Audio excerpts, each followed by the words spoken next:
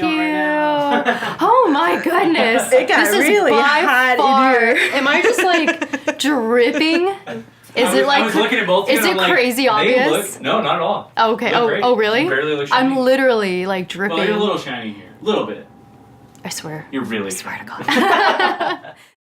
Why don't you give us a little bit of a rundown of what you do, a little bit about your background and how you got into it? Sure. I work at the UCLA Labor Center, and I'm the research director there. And we partner up with community groups, worker centers, unions, like folks working on labor, immigrant rights issues, pretty much anyone that's maybe having like a hard time in our economy. And we develop research projects together. And we, basically by talking to these groups and talking to workers, we kind of hear what's happening on the ground and what some of the issues are. So we're like, let's go survey some folks and see if it's actually true or how bad it is. And so we'll develop research around different issues like, are people making the minimum wage? Are people getting their wages stolen? What's the health and safety in those factories in downtown? How are car wash workers doing? So we'll kind of capture their experiences and bring it together. So you work really closely with individuals, it sounds like. We do, like individuals who are kind of like on the front lines of a lot of this work.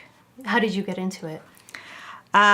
Funny story, not funny though, from a very roundabout way. I was actually in New York and I was doing a graduate degree in anthropology. And the model is a little bit of like, go over there, another country, another place, and, go talk about them. Like it's a very us and them. In the field of anthropology? Of interesting. I've never thought about that, but I think that's kind of true. Yeah. Like go study another culture, go study another community, and then put it into like, I was in a very theoretical program, so put it into a very like jargony theoretical model.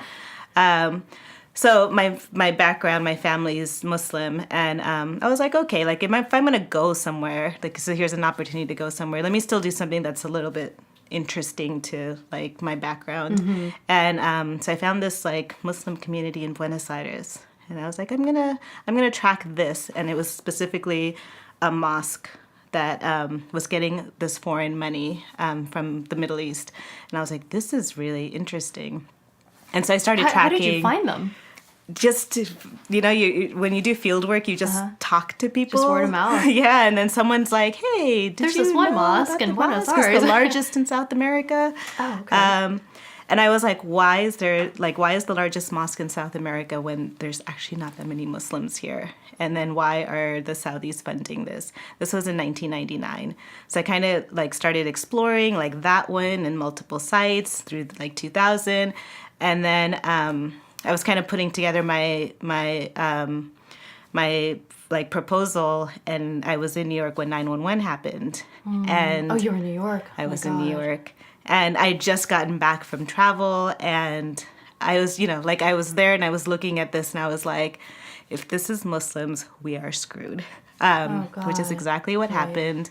And like 2 weeks later, the New York Times puts out this article that basically says Saudis are building mosques in your neighborhood.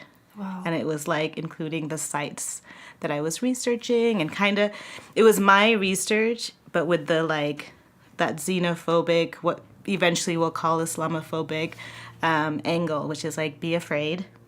Like, who was putting that angle on it? It was the New York Times. The New York Times in their article? In the article. Wow. And I knew, I was like, this is, it's the build up to the war on terror. It's like the build up to like, everything we know now happens. But for me, it was a little bit about not having control of the story. So I was like, if I take this, because I wanted to critique it, actually. I thought there was something wrong with the way that this funding was happening. And I probably was going to say things that would reinforce the narrative that led to the war. And I was like, I don't want to tell that story, because I think the critique needs to happen without it being kind of taken over for imperialism, basically. and I started working with this community, with a couple of communities. I found this part-time research job to do the impact on like taxi drivers and what was the impact of 911 on the wages of folks living in the lower Manhattan area, and how can we get more FEMA aid to them around like hate crimes in Brooklyn against like the mosque. And actually it was like the mosque, the temple, like all these communities were suddenly getting hit by like an earlier white supremacist kind of movement. And I was like, I want to work with the communities directly who are impacted and find a way for them to tell stories. And I did that for like 10 years out of the university, like working for these research organizations. And it was all about elevating stories you don't hear otherwise. And rather than like someone else telling your story or going into like the institution, whether it's the university or, you know, like these other institutions. And I just kind of kept doing that. So even my approach, like here at UCLA, it's all about like what is your story, and then how can we use research as a tool to bring it forward, to name the issue, and then also to, you know, be able to use that to you know, improve policy or bring change or raise awareness. And how has that been this whole time? Because at this point, I mean, it's been 20 years, 15 something years since you've been doing that. Have you seen like a big change? I mean, at least in terms of like people understanding other people's perspectives or whatever it is. I think it's getting better. Like one of the things kind of in doing this for so long now is what we realize is that, you know, we talk about like economic injustice or environmental injustice and all the different ways that systems kind of keep like voices or experiences suppressed.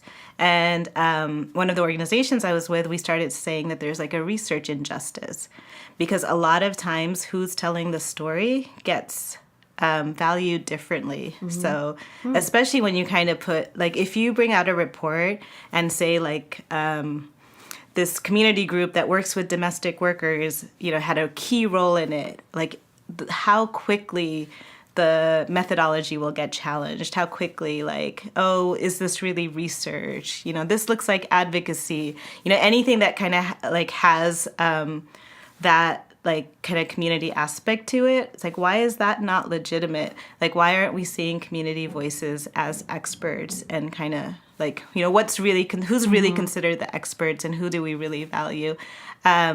So then we created this model called the research justice, which you is mentioned like, that in our back and forths, and I was like, I actually don't totally know what research justice is. We made it up. Oh, you made it up? Okay. I mean, it sounded legit to me. I mean, we made it up in that process. So, you know, like there's a lot of models in the world of research, like participatory action research, community-based research. And this was trying to take that model and push it further. Like, what does it mean to take some of the most like silenced folks and say, you know, they're actually the folks that, you know, the most marginalized folks, and say like they're the ones who are the experts, and what do they need in terms of tools to be able to tell their stories, and how can we challenge narratives out there that are harmful and negative, or yeah, like, you know, who's got the power in the storytelling, and to really shift that balance.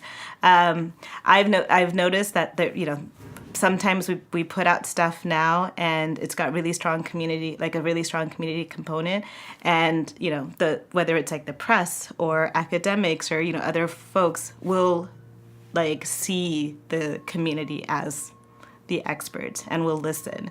So that's when I know that there's been some success and some shift in kind of like democratizing that process. I mean, this show is kind of trying to do the same thing, right? Yeah, no, like absolutely. who gets valued and who gets airtime. It's like the same thing in research. Do you guys also talk to employers? We have talked to employers. We've done a couple of studies, partially because, you know, that's part of the story, and sometimes like employers, especially when you get to like mom and pop employers and individual employers who are trying to like work in this like very competitive economy, we want to hear that side too. So our two biggest studies, one was on car wash employers, and then the other one was around folks in the state who hire domestic workers, and that's like folks who clean your house, or you hire for childcare support, or for kind of senior care disability support.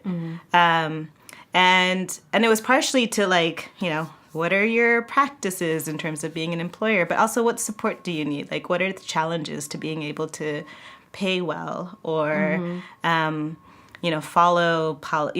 follow regulations or laws, or like what's happening? What can we do to like think about this together? I think that's great, because kind of back what you were saying about like getting judgment.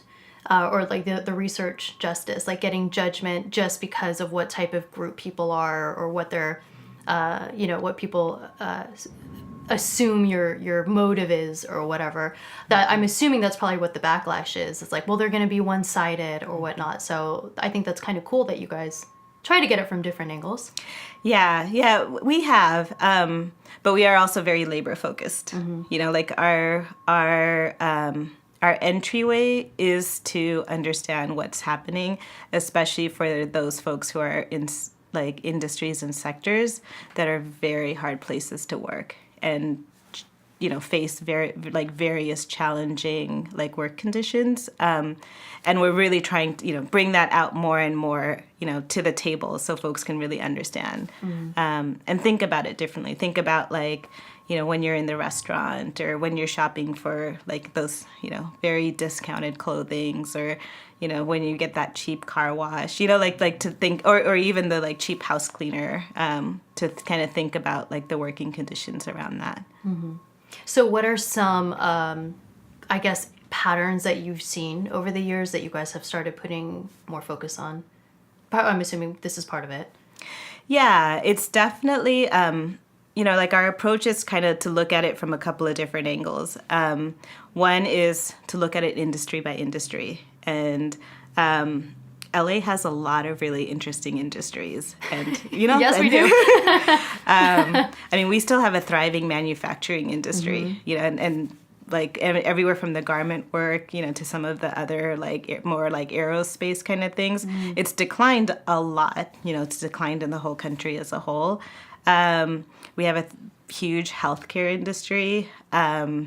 We have restaurants, retail, education. These are some of like our top places, like our top kind of like supporters. And then there's like the issues that workers face, and especially take anyone across the like low wage like threshold, and kind of what kind of conditions they experience. And it could be everything from the kinds of wages, like are you making enough, to like, thinking about, LA was one of the first cities of many, but like to raise the minimum wage, to a significantly higher wage than anyone could have imagined.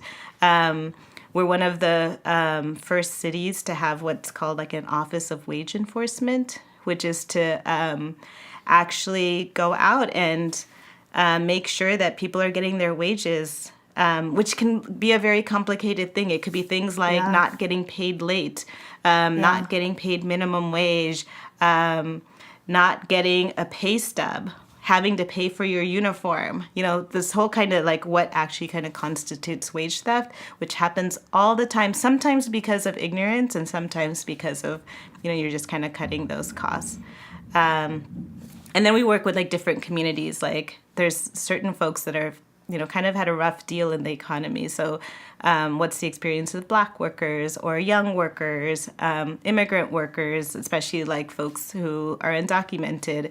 And so, kind of capturing the different experiences through research. And we put out reports, but we also try and do things like put out videos or infographics as a way to... What was it, Prezi? I hadn't even heard of that. I was like, what's a Prezi? Yeah. To make it more accessible, to kind of get it out to folks. So that's essentially what you do is you go out, you talk to people about their experiences, you do the research, and then you publish your findings on that. Yeah. So people can be more aware. Yeah. Gotcha. Yeah. Gotcha. Well, I would love to jump into these areas. I mean, everything from, the minimum wage theft, all of these things, because I think these are things that we hear a lot about. But I think majority of us don't know the intricate details. So I would love to jump into, minimum wage. That has a $15 law been implemented yet, or is it over a couple years? Mm-hmm. Is that right? By what year are we supposed to hit the 15 mark? By 2020. By 2020, yeah. So we're pretty much, what point are we supposed to be at right now? We're at the halfway point. Like 13 or? I don't totally around remember. Around there, yeah. Somewhere between 7 and 15. Got it. No, we started off higher because 7 is the national. Oh, got it. Yeah. Okay. So we were going more from like 10 to 15. Okay. In California. In California. Yeah. And then the national is still 7 something. National is still 7. Yeah. Something. So, I mean, that's an interesting, like what happened with minimum wage in this country in general is the federal did not move. And so first cities started to do it, like a city here, a city there. And then I think there was like this interesting moment where LA was doing it. And then, in these kind of more progressive spaces, the state was like, oh, no, we got to get on this. And so they passed it kind of, I don't remember if it was like right before or right around the time, but the state got in on it. And they're like, no, we're going to pass the $15 minimum wage. And I think they did it like a couple of hours after New York did. Oh, really? Because New York was like, no, we're going to pass the state it's like a race. wage. It was funny. and I'm like, I love when states compete for good things, where they really want it to be the, like, get there first kind of thing. And I don't know if that was the intention, but that was definitely what sure. it looked like. Yeah. And then after that, like, there's definitely like more challenging, like places in the South, for example, where the cities would pass it and the state would come and say, like, actually you can't. And they would do something called state preemption, which is states can pass a policy and override something that the cities are doing. So there was both movements happening where some folks were like, let's push this forward, and other was like, we're not going to stop. And I think that's like a little bit of our sadly very like polarized world, especially in this like world in labor where, certain states are like, they're setting the model for like, let's make work better for everybody. And then there's an older model that's been completely about disempowering disempowering labor and then kind of just annihilating labor standards. And they want to keep that going. And I feel like that's the tension we're still seeing today. Mm-hmm. Well, what was the motivation behind, it's probably so obvious to you, but what's the motivation behind having a minimum wage in the first place? Yeah. So we didn't have one actually till not so long ago. Like it was actually kind of the mid 1940s where we started to, implement a lot of the labor protections you see today. And kind of before that, it was kind of like a free for all when it came to work. And that, that's where you saw like the little girls in the garment factories and the fires and the child labor and like girls, like working 20 hours days and no breaks and, you're like sewing. And that's where you saw some of the worst conditions. And it was probably around the New Deal era where like lots of things came into place. So that's where you got the limit on the hours, the 8-hour workday, the minimum wage. And then you got other kinds of protections like overtime. And there's this thing called the National Labor Relations Board that was created that's supposed to like make sure, like kind of be like our board for the way we like think about labor. And unions were strong. They had like a pretty like good foothold in like the decision making around, creating good jobs. You had government that actually like did a lot of regulation. And some people call like the 1940s to the 1970s as the golden age, because that's one of the few periods in our history where we had the least amount of income inequality. Really? And during that time, unions and labor were strong. So pretty much right after the war. After the war. To about the 70s. New Deal, yeah. All the way to the 70s.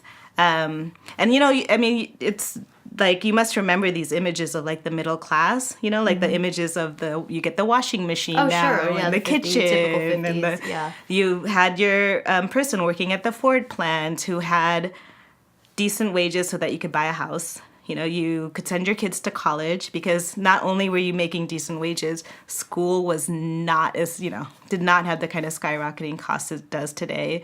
So you can own a house, you have a decent wage, and it's not that like I'm gonna glamorize like a factory job, but it's the fact that everything around it was good. You know, you had a middle class life as a factory worker. Like, just to even imagine that today, that's like, Sure. you could have a factory job or some kind of, you know, now we call them low wage job, but like some kind of like job where you can still buy a house, send your kids to school, and then retire with a pension. What? To what? What effect did the war have on the economy that ultimately led to this? I think it was actually like a way to to stabilize the economy after a period of income inequality and like jobs insecurity and a bad economy, like the depression and all of that. So these were things that were put into place to counter that, to create like a much more stable economy. And people needed work. So there was like a lot of like job work programs during that time. Yeah, I was gonna, how did they create more work for people? The government specifically. Buildings, you know, like one of the reasons to even create like housing, like public housing, was to like actually get people to work. So there was different ways, like where they were figuring out like how can you stimulate the economy through, you know, whether it's construction or you know, increasing manufacturing. Like California, for example, got a lot of the defense contracts. So there was also the Cold War happening after the war, and we like LA thrived from a lot of like the defense contracts. And actually one of the communities that got the most benefit from that was the African American, like the Black community here in LA, and also got hurt the most when all these kind of factories that were providing these jobs left. And that's kind of the multiple, like one of the things that happens kind of 1970s onward that brings us to the way the work looks today. And why did the factories leave? So there's like a couple of different factors. You know, like the thing about the golden age, was that it definitely in some ways like had a lot more equality in terms of like where people were, and there was definitely like people had more access. And I think, you know, there was different visions in terms of like what we want that economy to look like. So like kind of three main things happen, and there's this labor historian named Ruth Milkman, and she calls it the 3Ds. So the first thing was deunionization, so weakening labor power, and you see that up until today. Like back then, about a third of the workforce was unionized. Sometimes in some places even more. That's down to about like 7 to 8% in the private sector, and maybe like right 10 now. in So pretty much decimate that. And what the unions did, if nothing else, like if you have capital and you're the big company, you have all the power. Like you can make all the decisions about what happens at that workplace. What unions did is that they somewhat balanced that. They can come in, they've got collectivity, they've got multiple voices. They can take the one thing you need more than everything else, which is labor, and use that as a negotiating tool to advocate for better conditions. So that was the unions. The kind of employer business company side, like you don't want to negotiate if you don't have to. So let's weaken this side. Then the other part that was also kind of neutralizing the dynamic was government regulation. So the second D is the deregulation. And you're saying these are things that incentivize factories to move elsewhere. No, this is that it'll do that. It was the kind of like what changed from like the 70s onward, and the factories moving onward was the third kind of dynamic. Like the second thing was deregulation, which was to take the jobs that were here and like, suddenly like there's this fear, and you see it a lot in the current administration where like as if regulation is a bad thing, like regulating trucks so they don't pollute the air is gonna hurt the trucking business. Regulating we hear it a lot around the coal, like we need to free them up so that business can thrive, versus thinking about how the regulation actually helps manage what could be, and you saw that in the like 2008, the 2008 crash is like what happens when you don't regulate. And, capital kind of goes wild. And then the third one was deindustrialization. So to me, like that is the race to the bottom. Like where can we get the cheapest wages and the cheapest labor? And a lot of companies, because again, labor is your biggest cost. And so you're constantly thinking about like what are the different ways that I can cut it? And it was those three things, where with deindustrialization, like a lot of the manufacturing, it turned out it was much cheaper to go to other countries.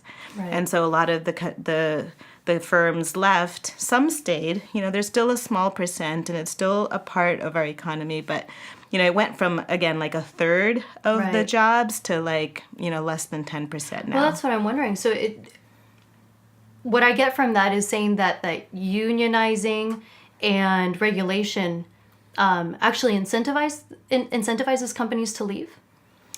No, it's 3 tracks, all which, it's almost like they happened together in order to take that kind of golden age that had kind of the least in income inequality and break it down and break it apart.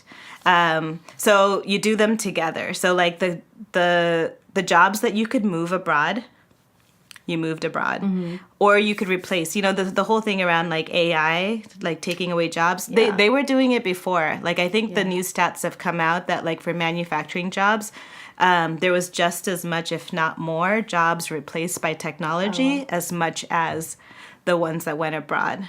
So it's all about cutting your labor costs. So like that was the first one. So that's for like kind of the industrial manufacturing world. Right. Then for the jobs that remain, like let's change the conditions of that, So now there's not as much government regulation around the jobs themselves, so that there was much more space for exploitation.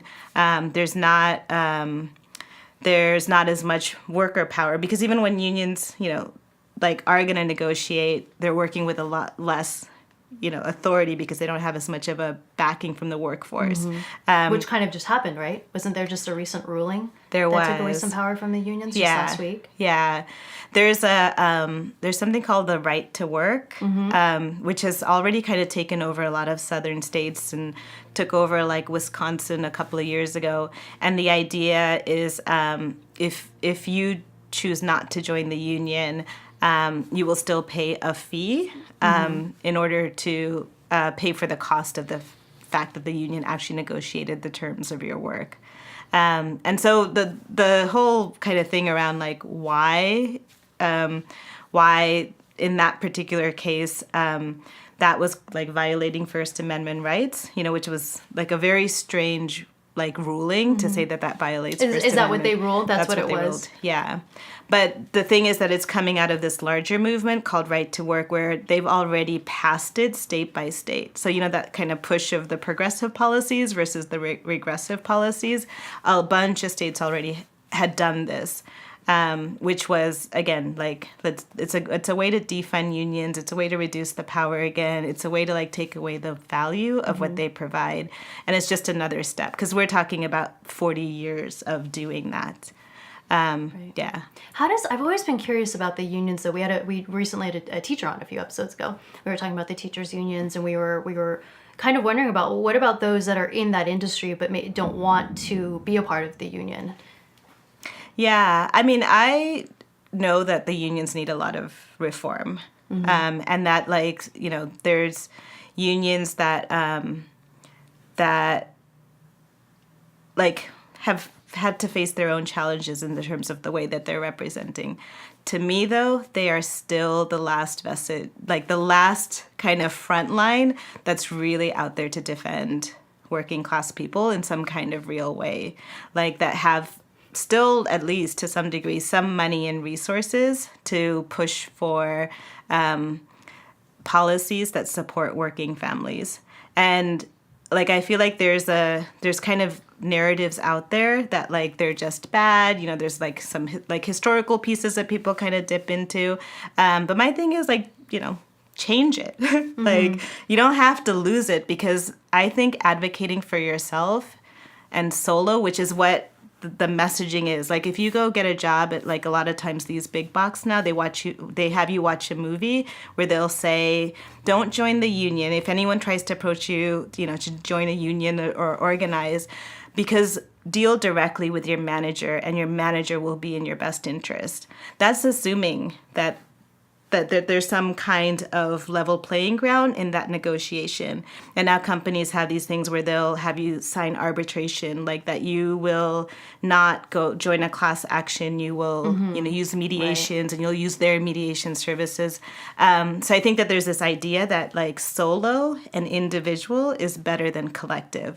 And I think that like if there's issues in the union, like be in the union, be a worker voice, you know, push back, you know, both internally and externally, but you know, don't give up on it. Because I've wondered about that too, because I know that a lot of unions, they're also involved in causes and issues outside of the direct industry. And so I wonder, like, how does that work for as a member? Because say you join a union, teacher, whatever it is, teachers union, for the benefits of them fighting for you as a teacher. But then, you know, how does that work if you don't agree with them going out for this cause or that cause? Like, that's interesting. Yeah, I mean, you know, the minimum wage, the Fight for 15 campaign was started by a union. And it actually wasn't going to impact union members. Like, What do you mean?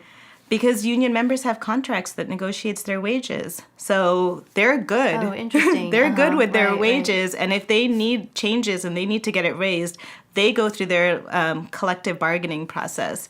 And, you know, to me, it was a leap for the unions to say, like, we're going to fight not just for our members, because that's also a critique that it's gotten too narrow, that you only care about, like, you know, one specific slither of work, versus looking at it more broadly is like let's think about this as like an issue for like let's raise the floor for all the workers. And a lot of them, you know, might be immigrant workers. They might be potentially new union members, and like think about us like more broadly. And for me, like that was like a very bold move for them to do, even if it's like, you know, putting resources that's, you know, beyond like just the workforce, just their direct workforce. And I actually think it's important for unions to start thinking that way, and us thinking about ourselves more collectively, you know, versus like my interest or, you know, my, you know, and like just kind of challenging that a little bit more. What do you think this ruling is going to have on unions now? They're going to have to work harder. Because that's essentially where they get all of their funding from, right? Is the members' dues. Yes. So you know, like unions have known this was going to come. They've been experiencing this attack for decades, and I think this is why they're investing in kind of broader policy issues, thinking about workers in a more collective way. I don't think it's taking away resources from, you know, their own membership to do that. I think it's a way of like starting to think about, you know, what are some new workforces that we could think about bringing into the union? What is like a shared, you know, collectivity that can happen if, you know, this workforce or that like workforce merging comes unions, in. kind of? Not even unions, like merging, like bringing in folks that are not unionized, like bringing in new industries, thinking about, you know, workforces out there that that, you know, unions haven't been there or haven't kind of fully done that. And I think this is what that ruling is going to do. Like it's they're already doing it, you know, like I see them out there, they're organizing in new spaces. They're thinking about like, you know, how to engage, you know, there's the teachers unions, and like one thing, like the teachers unions has always been very solid. You take, like say at the college level, you take, like if you go and look who are kind of the folks teaching the classes right now, it's adjunct professors. Adjunct lectures. Adjunct? So the adjuncts, there's the people who are the tenure track. They've got the job. They're good. They're there for, you know, they're full-time professors. Adjunct is someone like, I'm going to pay you $3,000 or $4,000, and you're just going to teach a class. A class. And so much of, you're seeing more and more universities moving to that model. Because it's cheaper. Exactly. And it's just another example of like, you know, how can you disinvest from that long-term commitment to your staff and bring in, you know, these kind of like one-offs. And, you know, that one-off person could be teaching for years. And so, you know, there's a workforce that could be potentially unionized because it's growing. It's a sector. They've become extremely marginalized in the broader system of lecturers. You know, like they have no power, and yet they are delivering kind of like significant resources to the university. They're not being invested in. Mm-hmm. So thinking about that, like both in terms of, you know, what's the new world of precarious work? Why would the adjunct professors take advantage of that, of taking on that position, if it's not to their benefit? Because it's the only job available to them. It's harder and harder to get that full-time tenured position. And so you do it because it's what you get. Why is it harder to get a tenured full-time position? I think there's not enough. I think that, like, you know, for every full-time position that opens up, there's like 100 people lined up to take it. So, you know, open up more full-time, you know, long-term invested tenure positions, or hire those other 9 people that were lined up to take that job. Is there for a half demand the for cost, that? or you know, like you could, because the work is there, but the position is not, right? Because all these folks are adjuncting, which means that they've got the work, but you're not investing in them as employees. You're bringing them on as temporary. Sure. So maybe take on less adjunct professors and build more full-time positions. Sure. Yeah. Well, that's one of the critiques I've heard over possibly raising the minimum wage, or I think this was something with Obamacare. You'd probably know, lowering the number of full-time from like 40 to 30 or something like that. I heard that one of the effects of that was that people were starting to hire less workers and just taking a few more and making those full-time. Mm-hmm. And then that was causing the unemployment to go up, or causing people to lose their jobs. Is that true? There are very contradictory studies about what happens when you raise the minimum wage. So that is the counter argument. So every time any place tries to raise the minimum wage, I mean, you often have businesses saying that, and you often have this thing like, if you raise the minimum wage, I'm going to cut staff. Mm-hmm. I'm going to cut hours. Like, I'll pay more, but I'm going to give them less hours. Right. And that was the thing around Obamacare as well. There are also counter studies that say you can raise the minimum wage, and it has a catalyst event in the economy, which means you have more money in your pocket, and which means you're going to spend more money at the shops, which means they're going to get more money because there's more money, more people spending money. So it's not like you don't see it directly. And then they're going to hire more because then you have more business, or you're going to hire more. And then the wage, actually, they say that it doesn't just raise it for the folks who make minimum wage, because as their wages go up, the person above them also has to go up, because you have to kind of keep, you know, the different ranges. And honestly, like, the studies say both. You know, I'm always like, if the studies, like one study, especially folks who, you know, don't want the minimum wage raised, are like, it destroys jobs. And at the same time, other studies will do will work with very similar data sets and show that it, increases, like over the long term, it can increase work.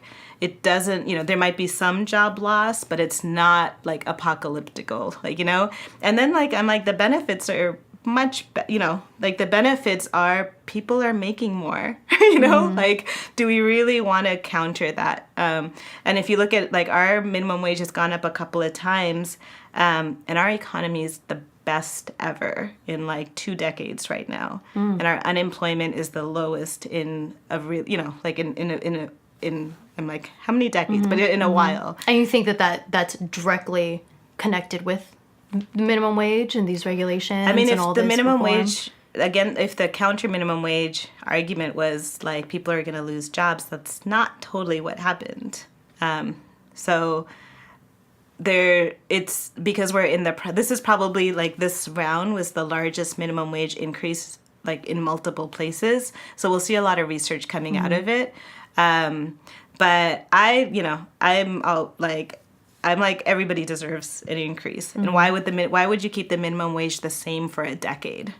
Like that, like it doesn't make sense when our cost of living, especially in places in LA where like everything is too expensive now.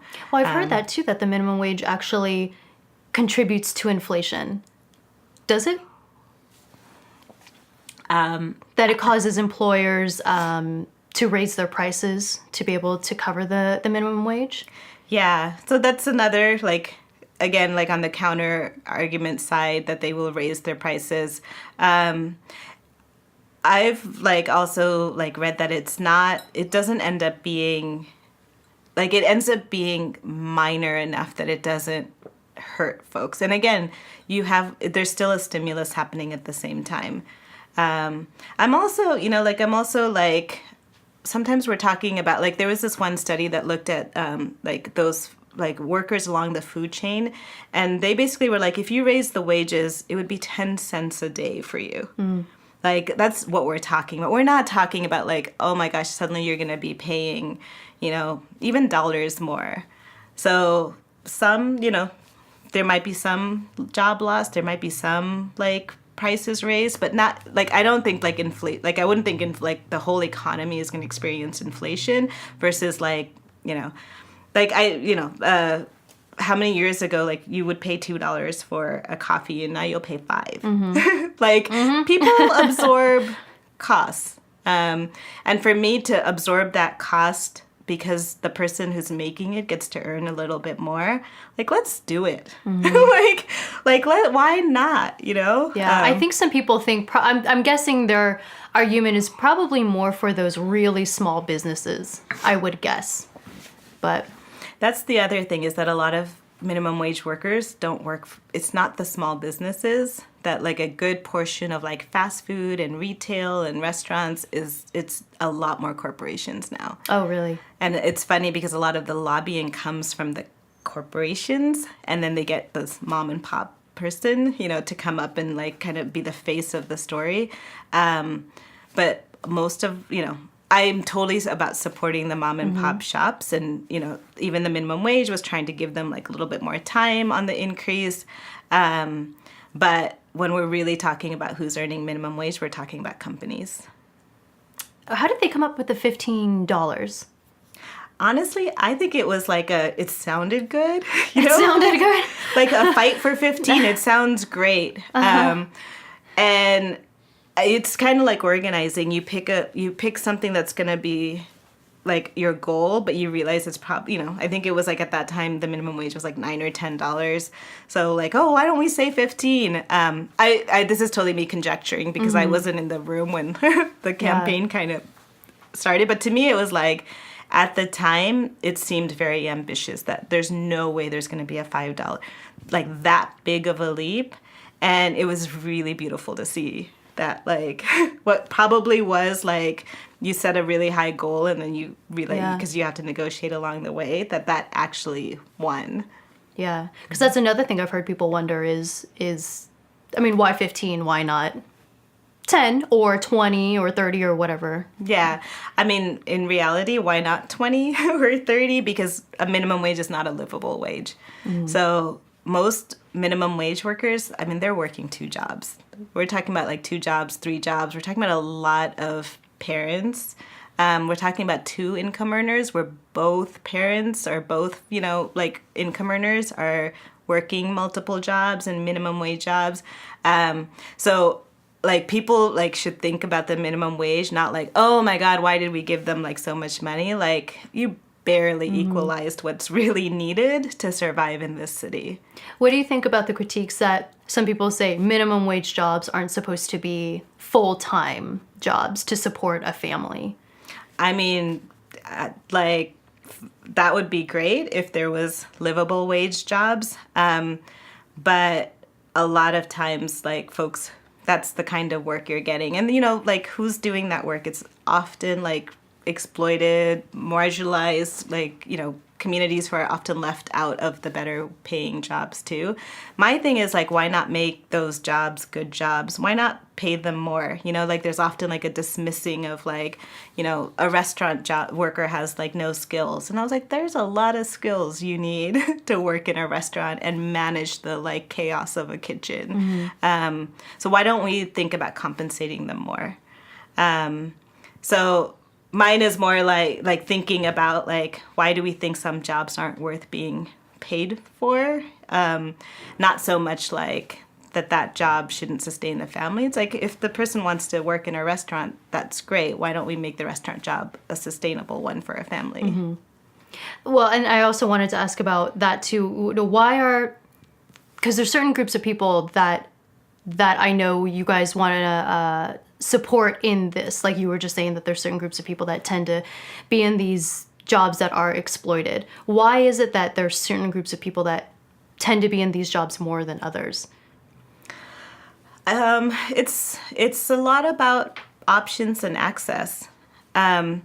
You see, when you kind of get to like some of the kind of like the lowest paying jobs, you get the folks who have probably least access in the economy.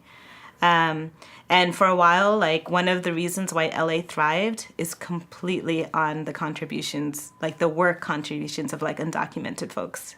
And because you had folks who didn't have legal status, you had folks that you could not pay minimum wage. So forget about paying minimum wage, like not even paying minimum wage.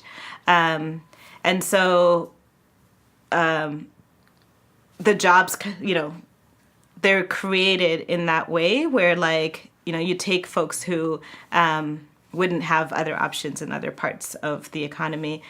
For us, it's not just, it's not just immigrant or undocumented workers. Like we did a study on young workers and they're in very similar kind of conditions of these kind of like low wage service sector jobs. And there's a whole kind of a whole kind of framework around that where like, well, you're young, like you should work that crappy job because it's your first. And our thing is like, well, like back in the 70s, like, yes, you did this thing where you delivered the paper, or, you developed some bones until you like went to college, which was affordable and graduated. Yeah. Versus today where like young people are working, they're in school longer, they're staying in these service sector jobs longer. And it's not, it's not dismissible and it's not, as like the workers aren't as, we shouldn't think of them as disposable and turnover versus the fact that folks are staying in these industries for much longer and that they are becoming, they're needed for like families, to sustain themselves, even if that's not what the minimum wage was built for. The minimum wage was built for the babysitter. Like pay her minimum wage. It's good because, you're living home and you're living with your parents and you don't have any costs. But why is it that like, we have, families living on minimum wage jobs, or you have young people who are trying to like pay for college and like, being in minimum wage jobs. What do you think about the idea of essentially the free market concept that companies, if say there was no minimum wage, would have to compete for better services by competing for wages, and that minimum wage has maybe stagnated that competition because now everyone's kind of on the same level. Mm-hmm. Do you think there's something to that? I think that there's nothing wrong with building a floor. Like, you can still have competition and build a floor. So I'm going to take the example of the gig economy right now, which doesn't have a floor. Which is, I had to look this up when I was looking at your papers. I was like, and little did I know, I'm actually in it. So it's essentially, if you don't mind giving us a little rundown of that. I mean, I've done kind of more research on what we call the technology networking companies, which they are like the Ubers and the Lyfts and the ones that are providing these kind of ride-hailing car... The sharing economy? The sharing economy. I don't use that word because it's not really sharing. like the sharing economy used to be... like, I remember when, like, in some of my early jobs where, like, I would park... Like, I was in the Bay Area and I would park in the BART station and I would jump into a person's car so we could carpool across to San Francisco. I'm like, that's sharing. Yeah. Like, what these companies are doing, they're not sharing resources. Like, that's a very different thing in terms of what it's actually doing. Versus, like, you could call it the platform economy because a lot of this work is now happening through an app. You can call it the gig economy because it's basically it's like a piecemeal structure where you get paid by the task. Gotcha. Versus, like, you get paid and then, you do the work. Like freelancers, right. Yeah, independent contractors sure, in various forms. But for me, the ride hailing, it's very specific because it was something that was touted as this, like, it's flexible, like you set your own hours, you're your own boss, you use your own car, and in it, like it's providing a service that's very similar to taxis. But because they're calling themselves, not a, like, ride service, they're calling themselves as an app, and we're just connecting people who want the same thing. One wants to give a ride, one wants to get a ride, and but there's no regulation there. So getting to, like, the D's work very much in this, like the deregulation and the de-unionization. Like, so there's no worker power because you're isolated. You're basically working in your app, in your own car. And then there's no base fare. Like, there's nothing in it that says, like, we should make sure, by the time you finish working, you'll make some kind of minimum wage, for example, or even something more. So what happens is, like, people's, like, wages, they totally fluctuate. And there's this thing where you see what you made in that one ride that doesn't account for, like, all these kinds of costs that are happening on the back end, whether it's, like, you're paying for maintenance or you're paying for your car. Do you know what the breakdown is? Like, how much they actually get paid off a ride versus how much they have to pay and whatever fees they might be? I actually don't even know. I don't have the breakdown, but there was this study done recently by the Economic Policy Institute, and they found that if you don't even take account that, you at this point you're not paying anything into social security benefits or the fact that you probably have to pay for some kind of health insurance, you're probably making around $10 an hour. But if you take those into account, you're probably making more like $8.50 an hour. That's, like, not in the minimum wage in most states. And so for me, this is what, this is the most competitive industry there is, like, right now. Oh, wow. Like, these companies are competing. They're given free rein in most cities. They're, like, barely regulated. So, like, all the conditions of, like, hey, let businesses, like, compete and innovate and disrupt and all of that stuff, and it'll be great. But actually, it's at the cost or the backs of the drivers, because when you come down to what the real cost of that work is, they're definitely not making minimum wage in LA. So you say they've done a breakdown that says about $10-ish an hour. Do you know how much They said between $8.50 and $10. They didn't do it like a ride by ride kind of thing. They kind of took into account, like, all the money you would take in from your rides, and then all the money you're paying out, because you actually end up paying out quite a bit. Like, do you know what the fees are? So it's not just the fees of the company. So there's the cut, which could be, it's not very transparent. It could be 20%, it could be 30%. Drivers told us, like, a whole range. And so there's this cut, they take the cut from the customer. But it's also you're putting a lot of miles on your car. So you're devaluing your car a lot quicker than if you were just using it for your own personal use. Can they write those things off? You can write those things off. Yeah. But at the same time, it's also costs that you're incurring. And the maintenance, the gas, gas prices just went up this year. And, the taxi industry in New York, when gas prices go up, they increase the fare. Like, they don't do that. Oh, they here. do? Yeah. So, those kinds of things aren't in place, again, because there's like a real hesitancy to regulate in this space right now. So I think that's there's different ways where I feel like if it was just that, okay, you're just driving 5 hours a week, but what's happening is people are getting locked into the expenses or getting locked into the work. And for us, what was interesting about our survey is that the folks that were driving more hours and had been driving for longer periods tended to be older and immigrant. Mm-hmm. And so it's the younger folks are I'm out, Yeah. There's also white privilege in that. No, I'm out, But for the folks who often end up in this work longer is often folks who have a lot less options. And so it's we're finding that it's more the taxi industry was almost completely run by immigrant men, mostly men. And then you start seeing that workforce now growing in this one because they're the ones who are getting because they're probably more just into moving it. Over, right? From the some taxis are moving to... over, some are getting in. The taxi industry is probably over-regulated, so it's got a lot of hurdles to get into it, but this is the opposite, where it's so loosely regulated. It's very easy to get in. It's also very easy to get out. But again, there's, I think, things that are kind of keeping people locked into this work, and it's folks who will probably have less options to walk out.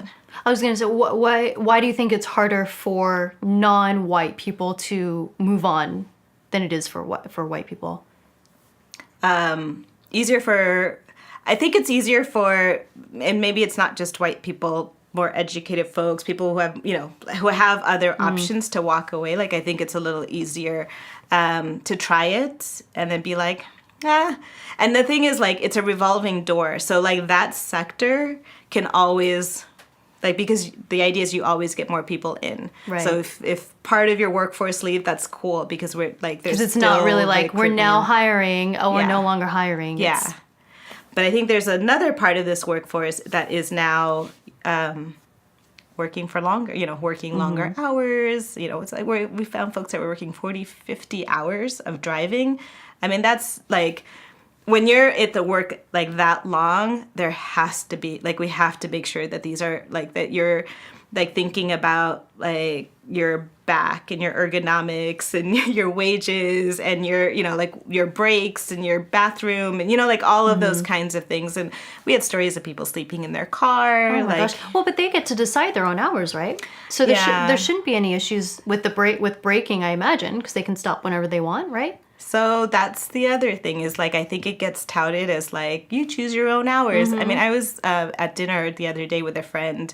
It was a group dinner, and he's an Uber driver, and he was oh, there's a surge, I gotta go, and it's think of yourself on call, where there's a little bit of yeah, I can work whenever I want, but really you kind of have to work when there's the most business. Right. And that you're probably we call it indirect control and algorithmic control, that you're kind of always have your eye on the app. Even when we're hanging out, I'm going to be oh, is this a good time for me to be driving? I'm going to go out and be kind of ready to go. Sure, some folks are I'm going to drive, 2 to 3 p.m. or, 9 to 10 a.m. on a Monday. Probably not going to get as much work than, some other times, which you'll kind of, the app will tell you hey, if you drive that Friday, at 8 p.m. down by LA Live, because there's, a show there, you're going to get a lot more business and the prices are going to be up. So then to enforce, I guess, breakage or only a certain amount of hours that they can work, would that mean that Uber or whoever these companies are, they would have to then enforce them to take a break at a certain time? I mean, just even having guidelines on like you need to stop working. So recently Uber had to stop people from using the app. I forget what the hours like. Oh, really? Like after 10 hours or 11, like after Oh, a certain wow. amount of hours, because people were, like we would get stories where someone was like, I was tired. It was like 2 a.m. I was done. And then I got this, this thing. And I'm like, oh my God, it's taking me 40 miles out of my way and I can barely keep my eyes open. And, it's that like economic hardship, the need, to like take that fare. And it can create unsafe conditions. So yes, you can take breaks. But I think that it's also set up against this thing of like needing to go for rides, feeling this pressure. Like the drivers we surveyed reported like stress around. Most of them did. The They felt this way. Wow. Yeah, like getting messages, the reviews. Like basically you're getting managed by customer reviews. Like. Who wants to be in a job where you're like, and again, there's the counter argument of like, well, this has made service better. But there's still something around that because there's all kind of like implicit bias you have to worry about in the reviews and like. Oh, really? Like what? What's something that people have to deal with out there? There was like a study like out of New York that actually talked about like race, for example, that some folks like your own kind of bias around like someone's, race could make you rate them less, or gender, like there's different ways where you have to be careful around people's individual opinions for rating your performance. Like I would hear this with Yelp as well. It's like, do you really, there's the reviewer, and then there's like the mass review. And some of it's just personal, right? Like some of it's not so much about the food, versus like you weren't nice to me in a way that I think you're supposed to be nice to me. So like that's fine for like improvement, but to have basically your work measured on just the customer reviews, like that's, there's issues with that. So how does this expand more into the broader gig economy? Speaking of, like freelancers and contractors, because I know that in a lot of industries, people are starting to contract out to maybe overseas, to even if it's not overseas, it's still a full-time job or even a part-time job that they're not hiring to contract out. How is this connected to the work that you guys do? I mean, being an independent contractor using the contract model in itself is not the issue. It's more around like the kind of the conditions around that contracting. Like I have plenty of friends who are freelancers who, they put out their rate, they negotiate the contract, they set their work. It's great. You're working from home, you can walk to the coffee shop. Like that's awesome. Yeah. That's what independent contracting is supposed to be. Like it's supposed to be like you're basically running like a small business. To me, like these kinds of spaces where, like in these apps, like you get a contract and you can't even access the app until you sign it. And, this is where like you have the arbitration where you're like not going to sue and like all of these things. And you don't get to say anything about the rate, that's being charged. You don't get to say pretty much anything. And You mean like the fees that the fees, platforms take out? Yeah. Like if you're a real independent contractor, you get to have a say on that. And so like it's that like it's not a level playing field again in terms of who gets to have some like real power over what the work is. And I think that's one of the reasons why, at least in that kind of sector of gig, there's all these lawsuits around whether they're really independent contractors. And they've I think the jury is still out versus, these folks are employees. Like, stop calling them that. And I know, like, like we were surprised a high percent of the drivers we surveyed said that they are their own boss. And then an equally high percent of drivers said they want to be employees. And we're like, oh, that's really interesting. Yeah. And it's partially because, like, you know, especially because you're not someone who's charging $50 an hour or $100 an hour, you know, like being able to, or $20 an hour or something like that. But you know, your costs should include the fact that you're paying for your own healthcare and your own workers' comp or your own like benefits. And when we ask drivers, it's like, do you want these things? And they're like, yes. Like, I want paid time off. I want to be able to I want to be able to have access to health insurance through my employer. And so for me, it's like, what did you give up, you know, for this kind of flexibility? And why can't you have those things? Because it goes back to what I was saying earlier, is like, why can't you have like a decent paying job that, you know, even if it's like, you know, not like a high skilled kind of job, but it's still an important one, and, you know, be able to buy a house, you know, like, why can't we like go back to thinking about those like bare things, like that if you get sick, you don't have to worry about like the doctor's fees, that you can afford school, or you can send your kids to school.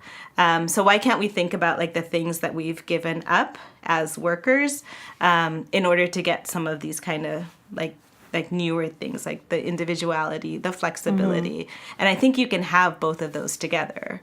But I think it means kind of pushing back in some of these different ways that work has come down. If we're talking about turning a lot of these freelancer jobs into actual employees, does that put pressure on those hiring to offer employee benefits like healthcare and all this and that? They would have to. So do you think that would disincentivize them from using a contractor in the first place and maybe just hiring people? Part-time, hiring an actual employee instead of, that would like, say, come into the office, be essentially taking away the incentives of being a freelancer in the first place, the flexibility and all that. Could that potentially take away those benefits? Yeah, I mean, to me, it's like what you gain, what you lose. But I really believe that you can, like, everybody wants flexibility in their work, you know, like the whole thing of like inflexible workplaces is like, you can take like whatever version of the factory floor, like you can take a break until like you were given permission. No one wants to work like that. Yeah. But there's plenty of like jobs now that let you work from home, that let you set your own hours. I think most folks want the consistency, like, versus like you still want to be able to like stop working at some point in the day. I think with like something like app workers, like you don't ever fully stop working in the day, because again, you're kind of wondering if that thing is going to come around. I don't know app workers actually. Sorry. Are you saying workers like that workers work who are kind of like working through an app, because you might get a request, and you have to be available for that request. And, you know, there's other like sectors where, like retail, for example, like when you think of retail, you're like, oh yeah, like it's usually that like high school student, or it's all part-time work, and people totally want part-time work, and it's okay. They can be on call, or they can be available whenever. And we did a survey of retail workers, and like the way folks told their schedule, it's like, okay, so next week you're going to work Monday, Wednesday. And then the week after that, you're going to work Tuesday. And the week after that, you're going to work Monday through Friday. Yeah, that's how I remember all of my retail restaurant jobs. Right. Being. And it's like, you know what? We have the technology so that you can give people consistent work and still be adaptable and still kind of allow for flexibility. Like, we have the technology now. Like, let's use technology for that. So why are we still scheduling people like, you know, 2 hours here, 10 hours there, 20 hours there? What do employers say when you talk to them? We talked, for that study, we talked to the, like, mostly on the worker side. But there was some other academics that they did like a test with Gap, and they created they used like some kind of like phone app for people to be able, like, to give people their schedules ahead of time. And then if there had to be adjustments, there was like a system for doing that. And they totally, like, their results were like, it was good for the company. It was like better morale for the workers. And, you know, it's a test run, but like it's actually possible. Like, to me, like, that's the thing, is like, you can do these things. They're okay. Like, they're not going to kill the company. And that's often the fear, is like, it's going to kill the company. But actually, like, again, it's like my baseline is like, take care of the people who are working. They're like your bread and butter, you know? And like, let's keep thinking of ways to like lift the floor and make, you know, more stable schedules so people can plan their lives, and like decent wages, and give them benefits. Because when you're not worrying about those things, you're able to, you know, do other things. I had one more question about the whole freelancer, and the reason why I'm so interested in this, because I'm actually a freelancer outside of this as well. So I work in this space a lot, and I'm just thinking of, because a lot of my projects are usually only between like 6 weeks to maybe a couple months. So I'm wondering how that would work with benefits and healthcare. I have no idea what it looks like on the employer side, but I'm wondering just what that would look like for them, you know, but logistically offering benefits to someone for just a few months or something like that. So yeah, I like, for me, like, there's certain folks who I think are freelancers, and that's cool. You know, it's kind of what I was saying, is like, you can negotiate your work, and you put in the cost of benefits into your rate. Like, that's the way you would wrap I see. around Yeah, it. I do that. Right. Like, it's there. Like, the company is still paying for it, but it's paying for it in a different model than like they provide it and you work. For me, it's around the like workers who are kind of described as independent contractors, and they're not getting the benefits, but they're not wrapping the benefits into their Gotcha. So that's almost more about empowering the workers to ask for those rates, because that's what I do. I mean, I up my rates to you know, take into consideration, like you just say, you know, independent healthcare, all this and that. Yeah. Giving them the power to negotiate their rates, or give them the benefits. You know, like let's rethink, is this really an independent contractor relationship, but what you're getting here is you get neither. Right. So we've been talking about a few things that have to do with how technology is disrupting the workforce. I would love to talk more about that, because, you know, right now technology is just booming. I mean, AI is getting so good. You know, it's a conversation that a lot of people are having. Even Elon Musk is saying, like, it's only a matter of time before, like, nobody has a job. I mean, what do you guys do in this space, or what do you hear about how technology is influencing the workforce? Yeah, I mean, it's such, like, it's kind of one of those things where you get the apocalypse is coming now, and the machines are going to take over all work. And, like, you know, this is not just, you know, the like, you know, Uber's going to replace the driver with the driverless car. Yeah. Like, I mean, I hear the stories, like, the radiologist is going to get replaced by the algorithm. Sure. Like, we're talking about, like, lots of levels. I went to a restaurant the other day, and every single table had an iPad on it. Yeah. Where if you wanted to, they still had servers, but if you wanted to, you could order from the iPad, you could pay out at the iPad. And they had games for, like, children to, like, play if they wanted. And I was pretty blown away. That's the first time I've ever seen it where it was at every single table. And I was like, well, this is, I mean, the start. Yeah. I mean, that, like, you are seeing that in different forms, and you probably will continue to see it. I feel very mixed about it. Again, like, I worry about, like, the apocalypse kind of narrative, because it just, like, it's too fear-based, versus to me, I'm like, let's be strategic and preemptive. And that's where, you know, to me, like, the example of, like, you know, people working, like, through apps, like, you know, you could have done the exact same thing and, like, lifted up work for taxi drivers, you know, who didn't have the best working conditions, but, you know, give it to an industry and let's upgrade it, and, like, let's do something better with it, versus creating, like, a totally different, like, competing workforce with like just, kind of other levels of like miserable working conditions. So for me, it's like thinking about technology that way. Like let's like someone said this recently, where it's like technology in itself is not bad. Like it's a neutral thing, but it's kind of like the policy making and the decisions and the way we're gonna work on this. Like Stephen Hawkins wrote this thing where he's like, technology could be great. People work 20-hour days, like 20-hour weeks. Like, let's do that. Why are we having people working, 2 jobs? One of them can be taken over by technology and the other you can still work, and then you have time for your family.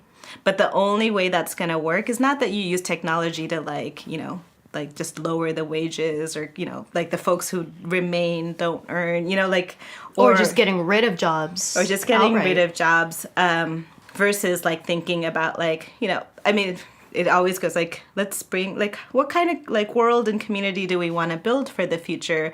Why not reduce the amount of time that people are going to work and pay them better? There's also my question would would be, how would that work for, because one of the ideas is that people are being replaced with technology because it's cheaper. So how would that work if they were paying their employees more to make up for the hours they're no longer working, and also paying for the technology? So because we are largely like still talking about capitalism, is that we make things and we need people to buy things. Right? True. Right. So at the end of the day, like even if people were to stop working, you still need them to be able, like the economy will only work if people are buying things.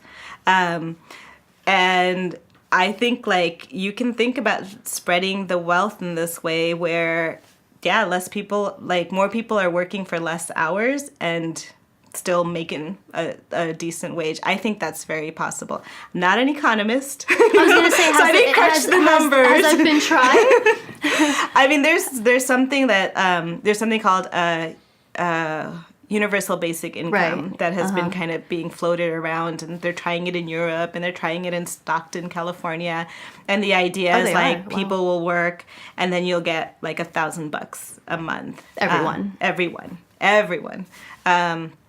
And like, why don't we think about that? Like I had someone from the taxi world talk about like, well, if you're going to displace a workforce with automated cars, like why don't we cut up the fare so that like, 1/3 of the fare goes to the city, 1/3 of the fare goes to some kind of driver retraining program, so that they get skilled up to do something else.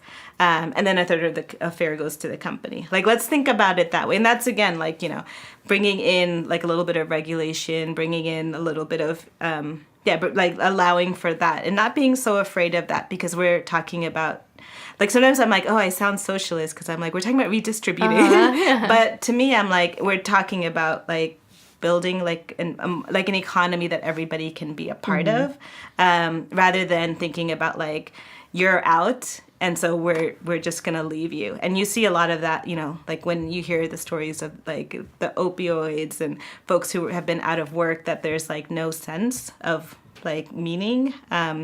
Like let's think about it differently. Like what about making sure that like every time there's like been industrial revolutions and jobs have gotten displaced, new jobs have also gotten like are also created, so like thinking about all these pieces together rather than like an annihilation kind of narrative, like new, like 20 years ago, I don't know that there were so many yoga teachers or like dog walkers in the way that there are today, nail salons, life coaches.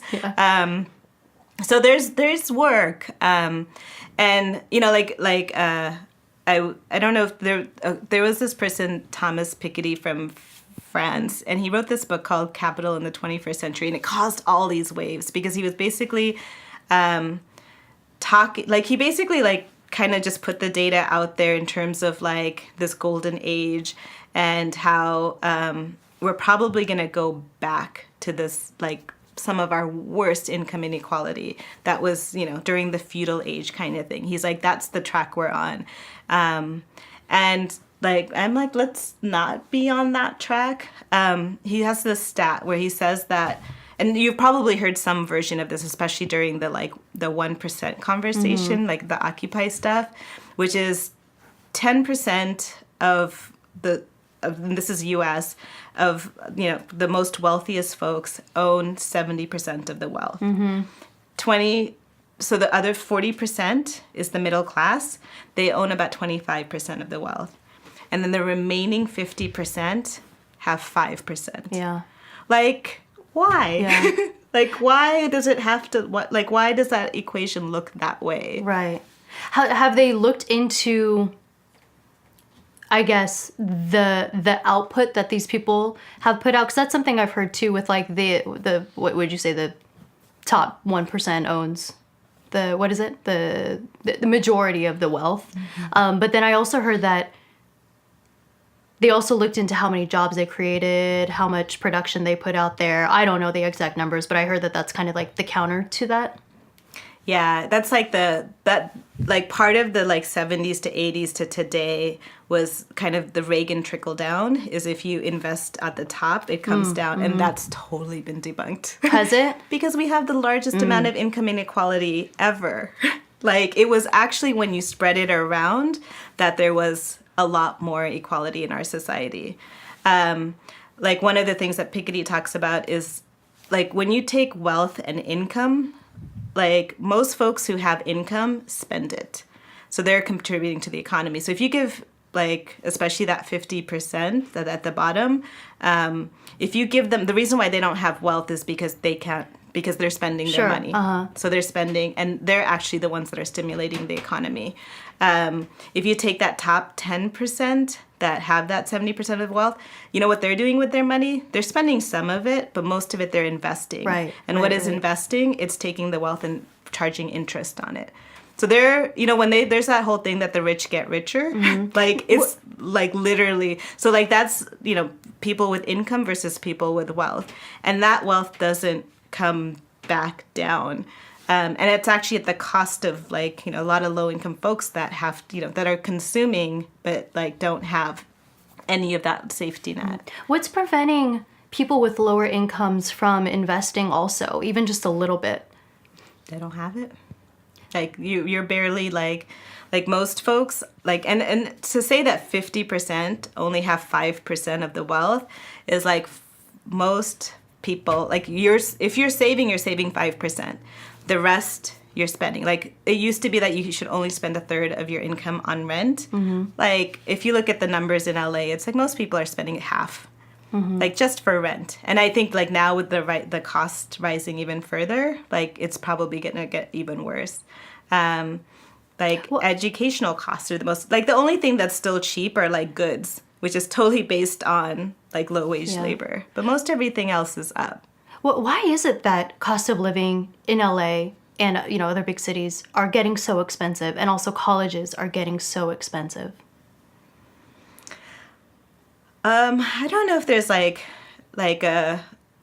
single question. I don't know if I can totally answer that question because it's getting intense. Yeah, I mean, we've seen the cost of education skyrocket for the last 20 years. Yeah. It's crazy. Yeah. And, the public university was meant to be an accessible thing for middle class and lower, families to be able to access. And it's really hard to access without taking out huge amounts of loans.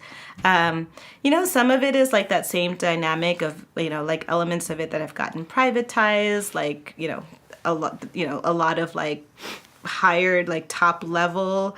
When you look at the budgets in terms of what's being paid at the top versus when you get down to the lower levels. Meaning top levels of administration. Even in some recent audits, and it was why are the kind of the office of the presidents versus the janitors, the kind of there's the same kind of the same kind of corporate structure where you see this massive ratio. I'm sure there's much more in terms of like education costs, but it's kind of like, let's invest back. I think there's been kind of more disinvestment. Like states used to really be able to put more money into the university, and we do pretty well, like where there's been more lately to like keep from fees, but then you end up having to subsidize with either corporate money or families paying more. So I think like a mix of that. And then the housing costs, in LA, like a lot of it is when you have, housing shortage. So we've had a very, like many decades of not building enough housing. We have like a growing homeless population right now, which is, you walk out and you see it. And also like a lot of new industry coming in that's bringing in higher income folks, which are, pulling, like similar to what San Francisco experienced. Some of it being tech companies that are raising the prices, and a lot of folks are getting priced out. We did a report on Black workers, and like we found that they're moving to the Inland Empire, San Bernardino, Riverside, because you can't afford LA County anymore. Why is it? Again, kind of that specific group. For them, there was other like factors. It's also an issue of not having access to jobs, not having access to good jobs. For what reason? For a range of reasons, there was like a very thriving middle class Black community in LA, and you would see it in South LA because that's a lot of where the housing was available. And this was kind of going back into like the 50s and the 60s, and this like booming manufacturing, defense like world. And so the deindustrialization kind of pushed a lot of those jobs out of the area, and kind of different levels of disinvestment, like Black workers have some of the highest union rates, so really Black workers within unions, unions charge Black workers more. No, meaning rates of participation. So they are more likely to participate in a union than other workers. So they had high participation in unions. And that's since fallen off. No, that's still the case, but unions are weakened, so that power is weakened. So like a lot of like when this process, so there's multiple things. Like if we look in LA, so the jobs left, and then a lot of times like the jobs that remained, that were union jobs, suddenly got deunionized. Like this process of like, let's create counter companies that would then have the same job but not from a union, and pretty soon the union kind of job goes away and Black workers are kind of taken out of the work, like immigrant kind of more like you bring in another workforce that you can exploit and pay less. A lot of times the narrative is like, oh, immigrants took away American jobs or Black jobs, but if you actually look at it as a structural thing where it's like the jobs went down in quality and in pay and in conditions, and then you found a workforce that would take it. Like that's actually how that happened first? That happened, yeah. They lowered the conditions, and then American workers just wouldn't take them, and so they started... So you fill it with folks who will work for minimum wage or less. And so like you would see that. So there was that. And then, we all know like the 3 strikes policy and kind of like the kind of incarceration that happened that was very targeted to the Black community, which disempowers you in multiple ways. What was the 3 strike? There was a law. So as like kind of the criminal justice system like strengthened in the state, one of it was that if you get 3 strikes, like anything, like 3 minor offenses, you could go for a maximum term. And so like a lot of folks, and a lot of folks who went through like really minor drug charges would end up in the system for very long periods. So things like that, like the criminal justice system, which also disproportionately affected the Black community. So kind of like all these kind of different systems like kind of push them out of the workforce. And so, we work with this organization called the Black Worker Center, and they're like, LA has a Black job crisis in terms of ensuring that workers are given access, are able, like let's think about, who we're bringing into the work, making sure that, we're investing in the education, thinking about public sector jobs, so government jobs that are usually better paying and have benefits, who are we bringing into them, and kind of different forms of affirmative action, which is illegal in this state. Oh, it's illegal in California? Yeah. Oh, I didn't know that. Yeah. We had we're one of, we had Prop 209 that doesn't allow for race-based decision making. But there's still ways where you can support like the community. So things like that, like why Black workers in LA specifically have experienced struggles around work and being able to stay in LA. And if you drive around LA, South LA, for one, it's an area that's getting very gentrified. So there's other kind of conditions where the demographics are changing. But folks we talked to, it was like they're leaving, because you can't afford to stay here. I wonder if anyone, I don't know if maybe you guys do, or if anyone talks to these groups of people that are having a hard time finding work about online opportunities, online education. That's something that I've taken advantage of, and I wish I knew about when I was, younger.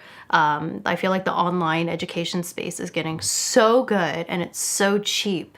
And they're amazing skills. I mean, a lot of them are skills in technology, which is one of the most in-demand industries right now. And it's open to pretty much anyone. And I've wondered if anyone's really pushing that, because there's really no threshold. You don't have to have a degree. Honestly, anything. You literally just sign up for like these $10 classes. Yeah, it's definitely thinking. Like we almost kind of think of it as like a workforce development. Like what can we do to put people in pipelines, whether it's online classes or other kinds of trainings that will give people certificates and skills. Yeah. But to me, it's like it's getting the time and resources to folks. And again, if you're thinking about that person that's working 2 jobs. And has a family, like it's even hard in that kind of space to think about, okay, I'm going to take an online class. But like we have this union partner who does on-the-job training. Like they work with janitors who work night shifts, and they will work with the company, and they will train them up on how to create green buildings. And so they'll train the janitors, they'll work with the company and the staff, like to make sure that, you're thinking about things like water conservation and energy efficiency and things like that. And they're getting a certificate program out of that. And that's something that they're trying to expand in the state. So that can be like even just in the field itself, like where you start upskilling your work so that you can that can be like a project with the employer, with the workers, that, that's done in a way that works with the conditions of, what they have access to. I think the thing that I was talking about, like if you're going to replace drivers with automated vehicles, let's have a learning program in place that's fully funded that will allow those drivers into other fields. Or, like I was talking... I actually drove around in an automated car. Oh, you did? What was that like? I mean, it was interesting. Like it was just like it was at a conference and they just drove us around. I drove in a bus too, but they just went around the parking lot. Yeah. Oh my God. The technology is there, and he was like, "Oh, what do you do?" And I was like, "I work in labor." And he's like, "Oh boy, oh, you must be really worried about this thing." And I was like, what I'm actually thinking about is what new work is going to come out of this. And he's like, there's all these cameras all around. He's like, they can only be manually placed. He's like, we would need somebody for that. Like that's, like there's probably like all this stuff around maintaining that car that's going to create like 3 new jobs. So I think that like if we could be thinking about that in advance, and again, like thinking about it as like a process, like just a plan. Like we're going to have the trainings in place that'll, fit people right in so that they can, get the new jobs and get the new skills. Yeah, I think that's really smart because my thoughts on the whole technology boom is kind of like, it's been happening since the beginning of time. Mm-hmm. And that's kind of what I've thought is like, there's not really stopping it. So why not look at what other opportunities there are and start jumping on that as quickly as possible instead of waiting until there's no other option. One other question I had about the universal basic income.